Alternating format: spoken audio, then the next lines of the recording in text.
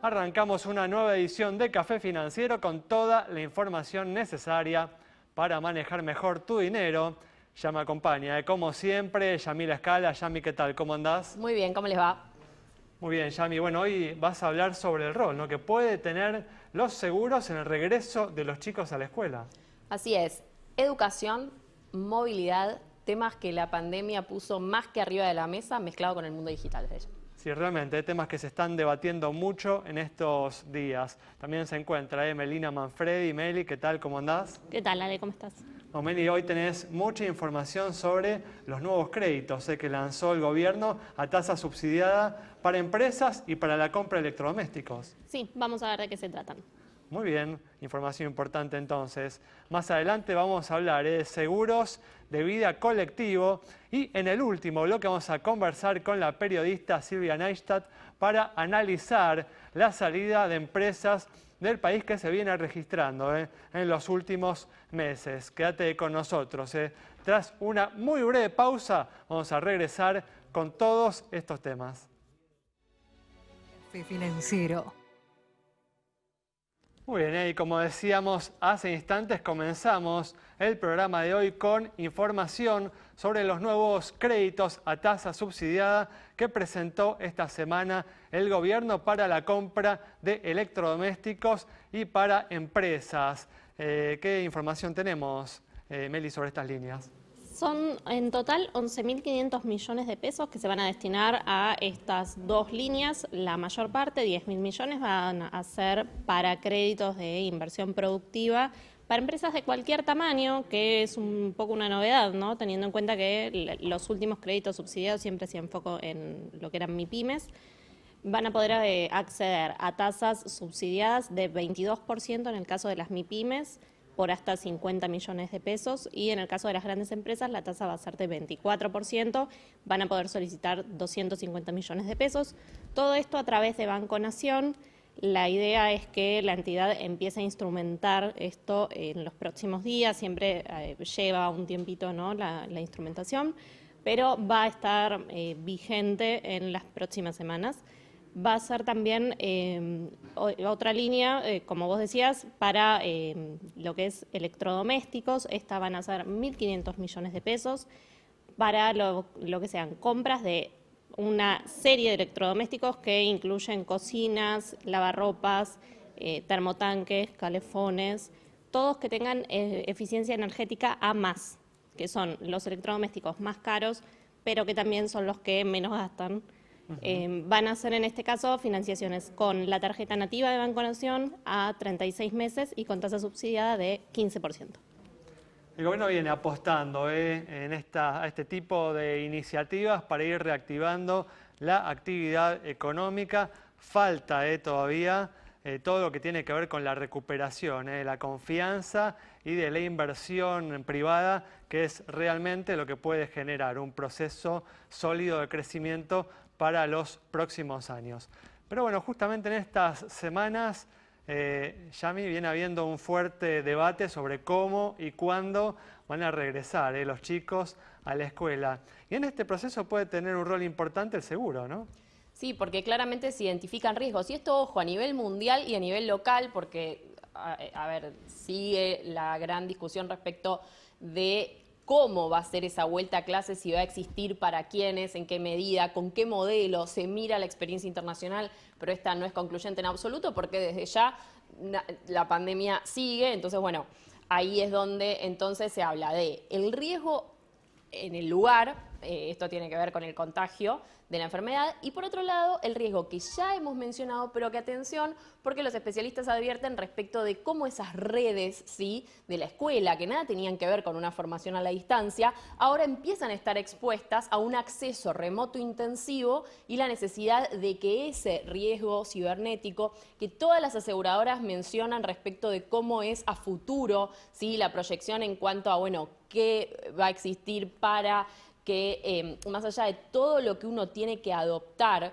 como usuario, todas esas medidas de seguridad, bueno, qué proveen los sistemas y cómo después hay una herramienta ante el siniestro, ¿sí? Y ahí es que se completa el circuito. Entonces, un tema que viene debatiéndose cada vez más a nivel mundial y que están a todo nivel alertas para ver cómo se sigue en esta materia.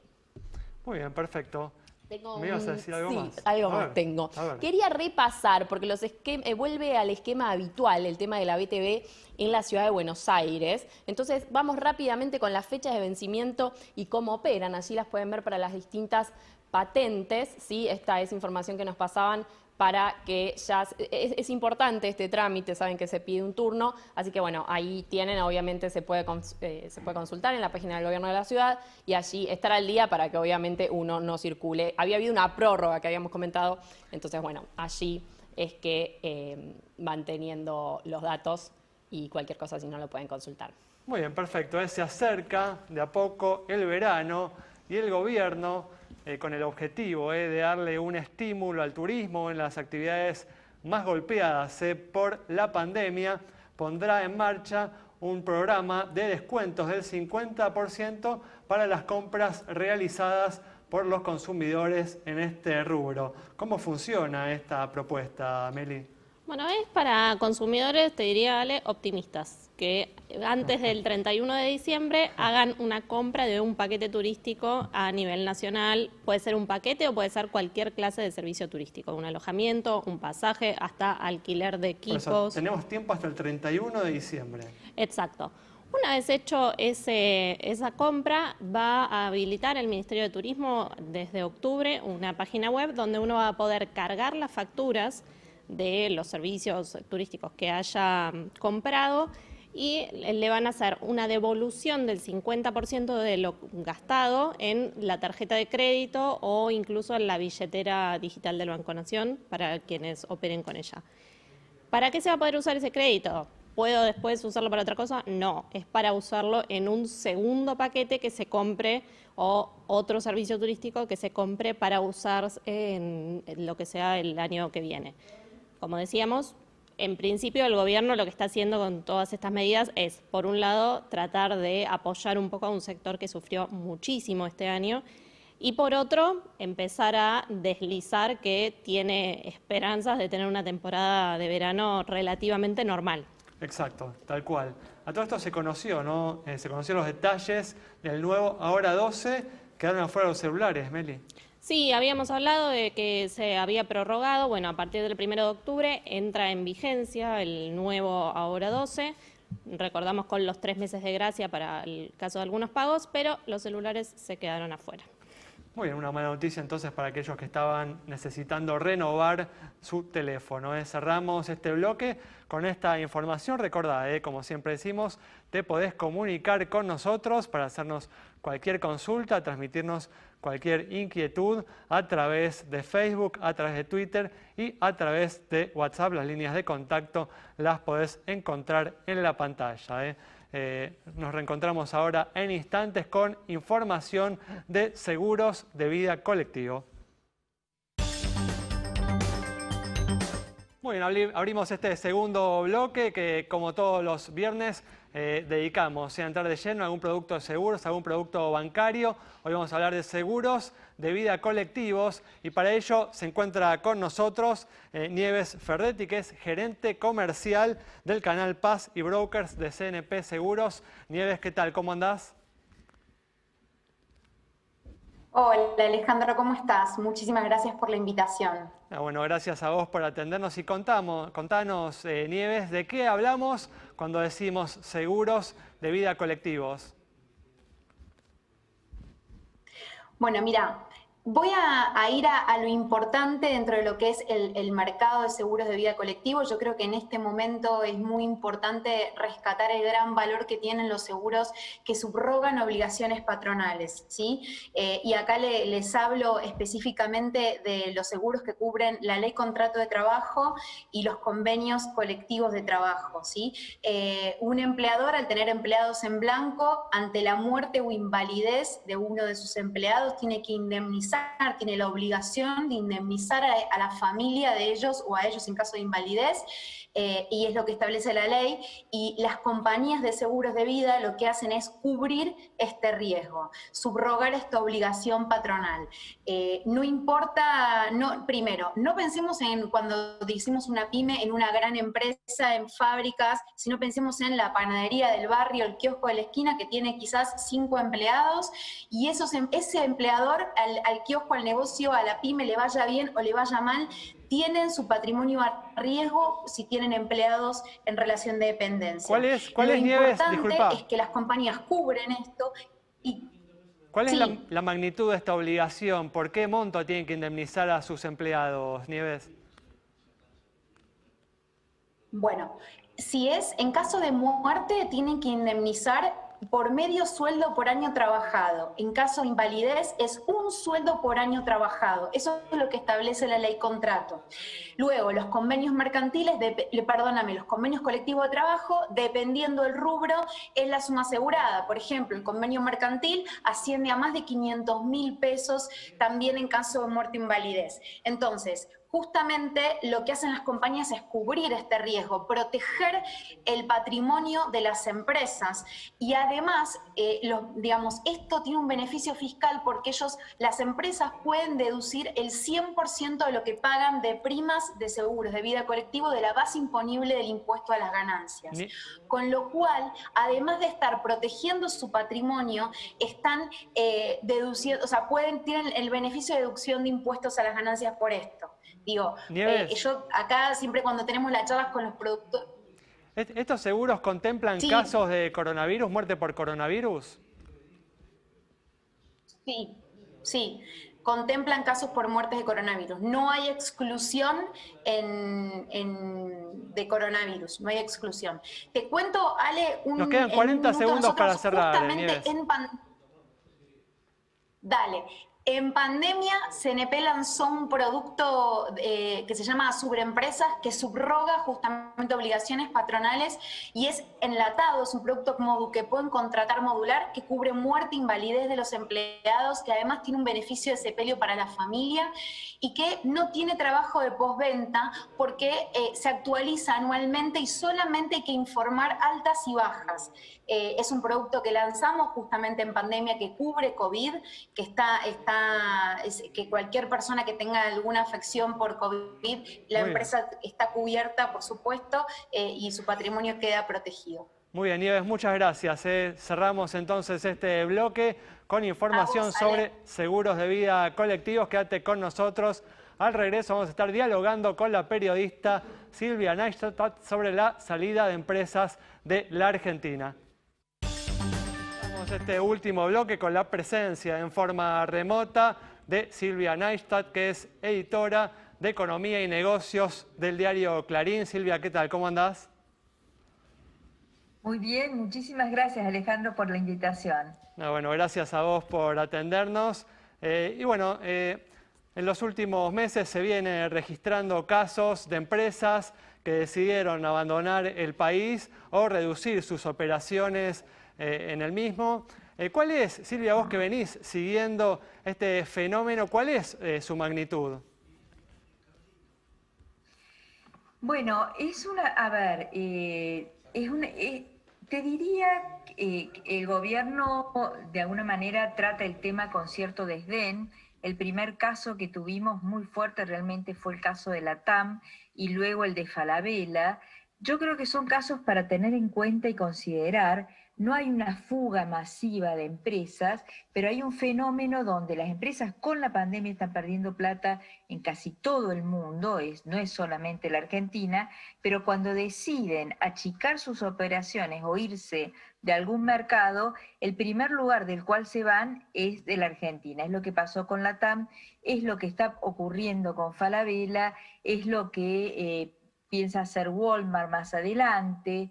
Es un proceso que viene desde hace un tiempo, te diría incluso desde el gobierno de Mauricio Macri, donde hubo algunas marcas como Nike, que en aquel momento fue porque se había reducido notablemente el mercado interno con la crisis, etcétera, pero lo cierto es que es un proceso lento y sostenido. Para mí, Alejandro, la novedad en este caso es que no aparecen compradores, es decir, siempre se van empresas de los países, siempre hay empresas que deciden irse, pero cuando deciden irse siempre está también del otro lado el comprador. Vos que seguís con tanta dedicación el sistema financiero, ¿te acordás que cuando el Citibank anunció que vendía todo su negocio de banca minorista, ¿cuánto tardó en aparecer el Santander? Ahí nomás, y había otros interesados en comprar el negocio del Citibank. Es decir, se iba una multinacional, llegaba otra. Este es el problema en la actualidad. Se van algunas y no aparecen quienes pueden quedarse con la operación, que como ya sabemos no son operaciones donde el comprador va a poner dinero, no, se hace cargo simplemente de los empleados, ni siquiera paga los activos que tiene la compañía, se hace cargo de los empleados y de la deuda.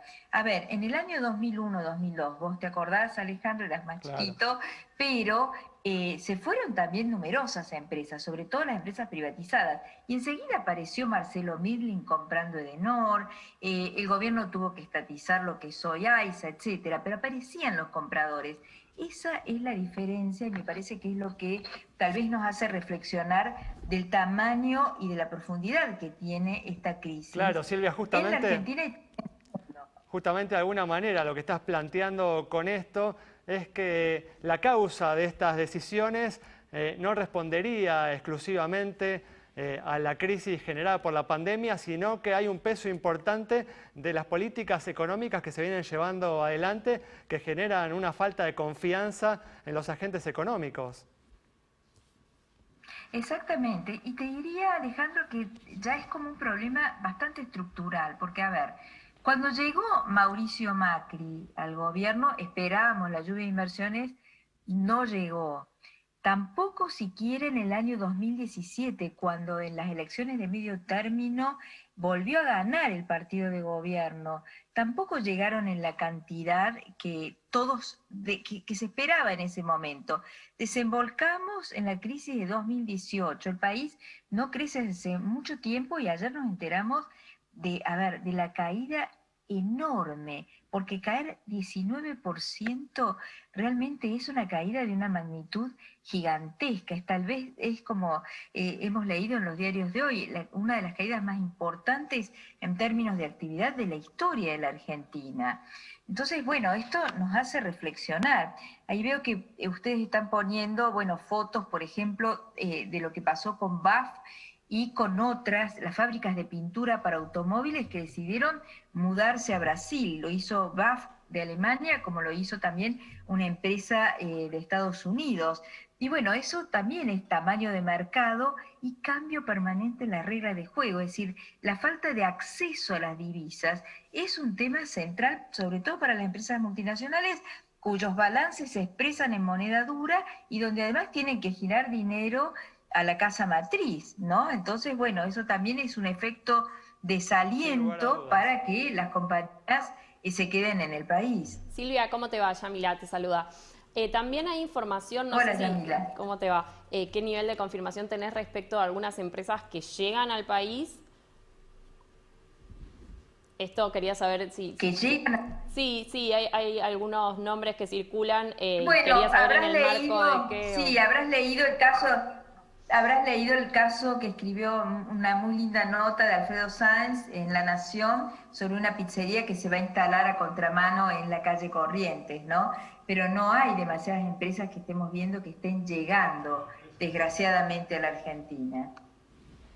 Respecto de los desafíos que enfrentan las distintas compañías a nivel global, entonces vos lo analizás como un efecto combinado de lo que trae la pandemia por un lado y por otro lado las cuestiones internas que tienen que sortear junto con la caída de ingresos, las restricciones al capital. ¿Cuáles serían esos factores que vos identificás como en primer lugar?